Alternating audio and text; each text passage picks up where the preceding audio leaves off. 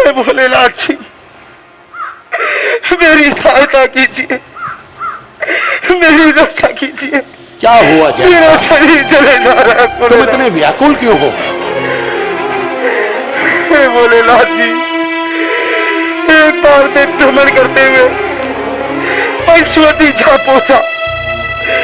वहां पर प्रभु श्री राम जी स्वयं अपने हाथों से माता जानकी का श्रृंगार कर रहे थे और मैंने प्रभु के बल की परीक्षा लेनी चाहिए और मैंने अपनी सोच माता जानकी के चरणों पर मार दी, जिससे प्रभु ने क्रोधित होकर मुझ पर बिना पर का बाण चलाया, जिससे मेरा शरीर जले जा रहा है। मेरी रक्षा कीजिए।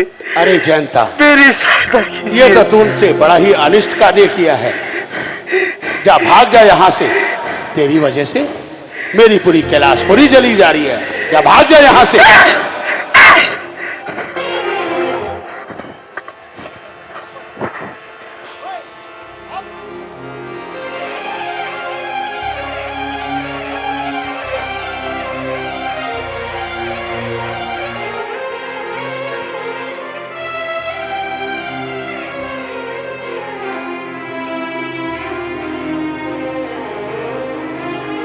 जय श्री राम।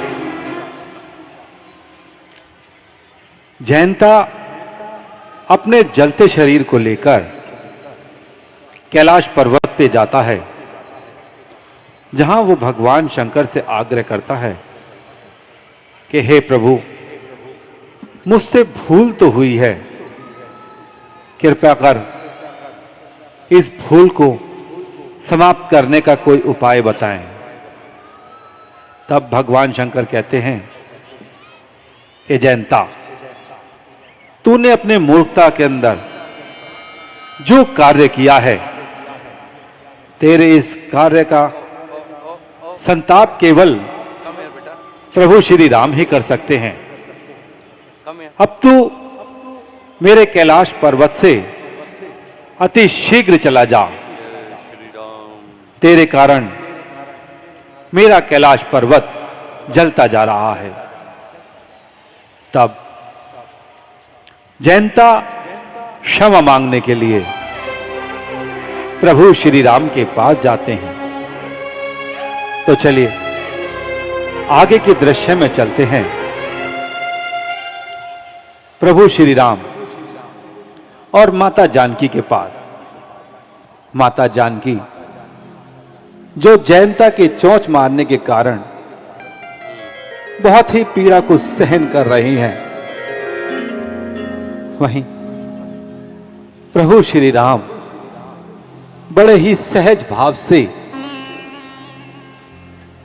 उनके घाव को देख रहे हैं और मन ही मन सोच रहे हैं कि जयंता के कारण मेरी सीता कितना दुख पा रही है। तो चलिए चलते हैं जयंता के साथ, जहां वे अपनी क्षमा के लिए प्रभु श्री राम के पास जाते हैं। जय श्री राम।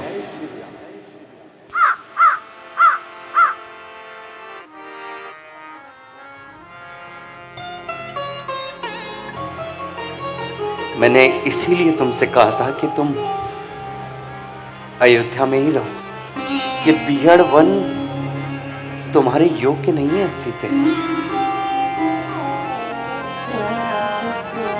हे नाथ, जिस प्रकार शरीर प्राण के बिना नहीं रह सकता, मछली जल के बिना नहीं रह सकती, सर्प मणि के बिना नहीं रह सकता, हे नाथ, उसी प्रकार मैं आपके बिना नहीं रह सकती हूं। आपको ऐसा प्रतीत हो रहा है कि मुझे पीड़ा अधिक हो रही है। नहीं प्रभु, आपके स्पर्श से तो सब दुख समाप्त हो जाते हैं। इसलिए आप अपने हृदय में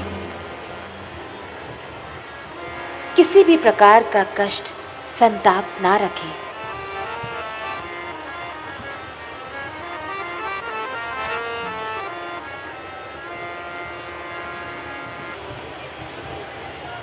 तो यहाँ की मंद मंद बहती हुई वायु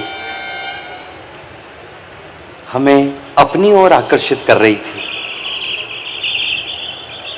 यही तो कारण है कि हम शेष समय यही व्यतीत कर रहे हैं। तो लगता है लक्ष्मण भी यहाँ के वातावरण को निहारते हुए कहीं दूर चला गया होगा। वो आता ही होगा, क्योंकि तुम भली भांति जानती हो सीते कि लक्ष्मण मेरे बिना नहीं रह सकता है। हे नाथ, आप सत्य कहते हैं। मैंने देखा था जब वन गमन की आज्ञा हमने कौशल्या माता से ली थी, तो किस प्रकार वो हठी लक्ष्मण आपसे हट कर बैठा कि मैं भी आपके साथ चलूंगा। मैं जानती हूं प्रभु, लक्ष्मण का स्नेह आप में अधिक है, इसीलिए तो वो सदैव आपके साथ रहते हैं। वो आपकी सेवा से वंचित कभी नहीं रह सकते।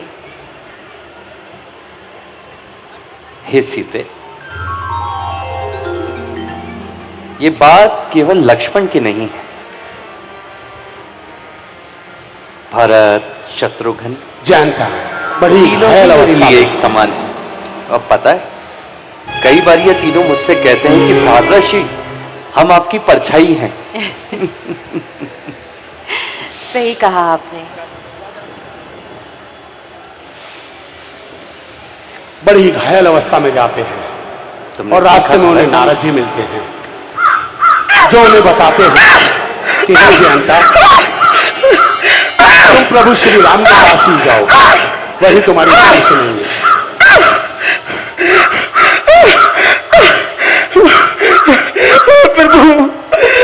प्रभु त्राहिमाम, मुझे क्षमा कर दे प्रभु। मुझसे बहुत बड़ा अपराध हो गया जो कि मैंने आपके बल की परीक्षा ली। मुझे क्षमा कर दीजिए प्रभु, मुझे क्षमा कर दीजिए। हे दुष्ट जयंता, मैं तुझे क्षमा नहीं कर सकता हूं। तूने जानकी को पीड़ा पहुंचाई है। हे नाथ, देखिए ना, देखिए इसे, ये किस तरह से तड़प रहा है। प्रभु, ये आपसे क्षमा मांगने आया है। और आप तो सदैव धर्म का पालन करते हैं ना। आप तो सबको क्षमा दे देते हैं। तो इस अभागे की ऐसी क्या गलती हुई? प्रभु, मैं चाहती हूं कि आप इसे भी क्षमा कर दीजिए।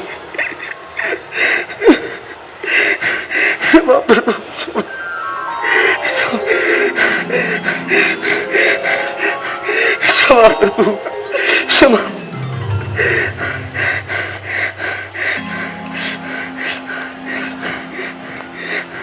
ठीक है जानकी,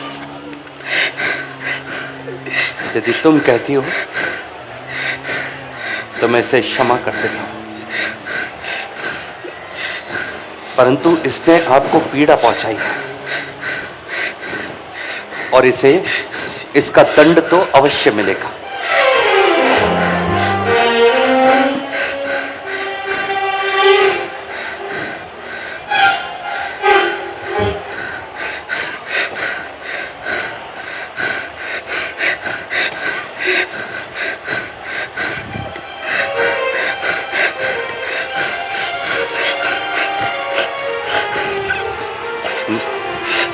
मैं इसकी अग्नि को शांत कर देता हूं,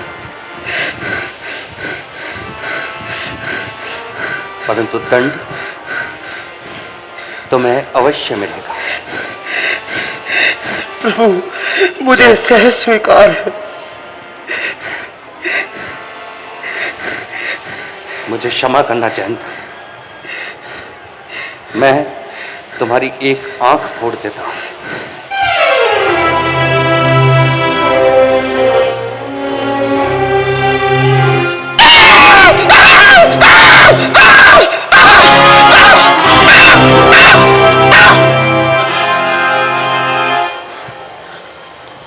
और इस प्रकार प्रभु श्री राम ने जयंता की अग्नि को शांत किया, परंतु जयंता के कारण माता सीता को जो उसने कष्ट पहुंचाया था, उसका फल उसे भोगना ही पड़ा।